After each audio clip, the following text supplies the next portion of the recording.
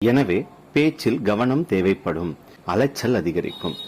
இளைய சகோதரர்களுடன் கருத்து வேறுபாடுகள் ஏற்பட வாய்ப்புகள் உள்ளன. குரு பகவானின் சுப பார்வைகள் உங்கள் ராசிக்கு 7, 9 மற்றும் 11ஆம் பாவங்களில் விழுவதால் மூத்த சகோதரர்களின் ஆதரவு கிடைக்கும். தந்தை வழியில் உறவுகளால் ஆதாயம் ஏற்படும். தந்தையின் உடல்நிலை சீராகும். பூர்வீக சொத்துக்களில் இருந்து வந்த வில்லங்கங்கள் நீங்கும். குடும்பத்தில் திருமணம் நடைபெறும். திருமணத்திற்காக காத்திருக்கும் இளம் பெண்களுக்கு திருமணம் கைகூடும் காலகட்டம். மேல் படிப்புக்காக முயற்சி செய்பவர்களுக்கு நீங்கள் நினைத்த பல்கலைக்கழகங்களில் இடம் கிடைக்கும்.